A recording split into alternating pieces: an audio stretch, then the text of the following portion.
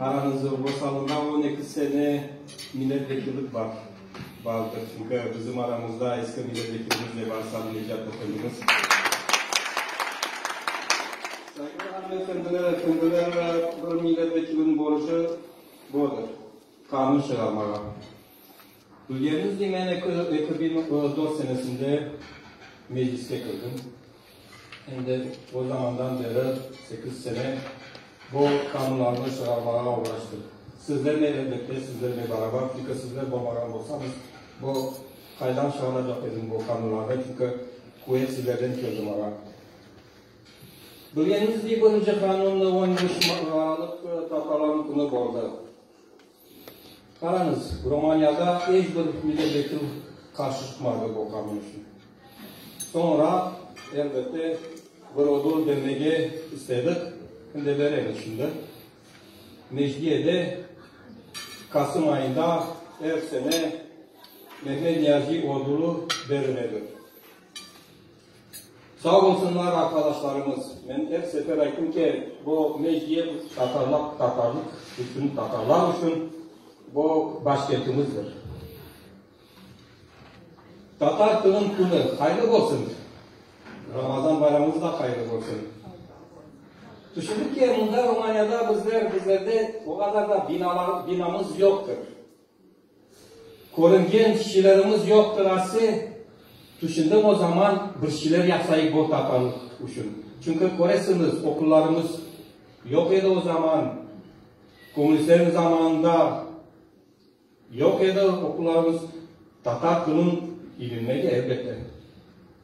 Düşündüm ki ne olacak bu Tatar cemaat? Çünkü yer yerde hem de sağ olsunlar bizler uğraştık bu yolda da ışıklı bizler Türkçe'nin de ilimlik. Çünkü Türkçe'de bizlerge çok önemlidir.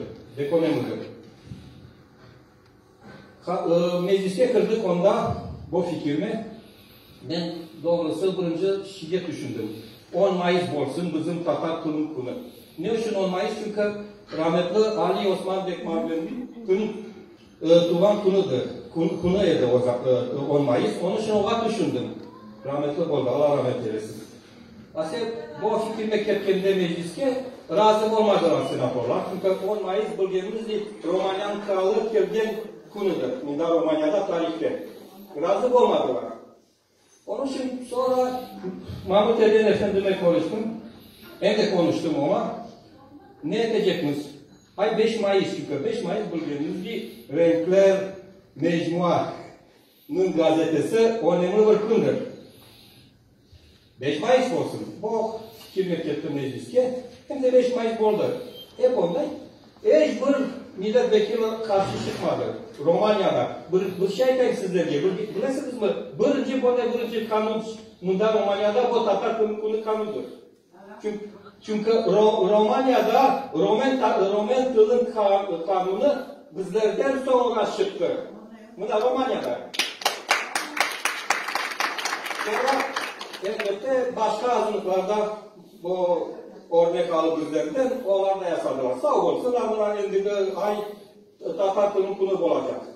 Sağ olsunlar Tatar kunu, Ermeni kılın kunu oldu. Bütün azınlıklar aslında bizlerden Tatarlardan aldılar bu örnekler. Saygılı hanımefendiler, efendiler sağ olayık. Elbette tarih Cenab-ı Allah zaten birinci Cenab-ı Allah her şeyini koruyor. Ağır yoldan yürüyüp çünkü elbette neyden bizler ben de baktım dilde, fikirde, işte birlik İsmail Gaspar'ın sözleri aytamız her toplantılarda tabii maalesef belki de o kadar da birlik yoktur bizim aramızda. Neyse bu başka konuşmak. Saygılı hanımefendiler, efendiler bu sene sizlere güzel günler göstersin. Cenab-ı Allah güzel günler göstersin. Sağ olun sizlere, ailelerimizge sağlık istemen. Hem de o kadar dostlar kanında beraber olayım. Sağ olunuz, var olun.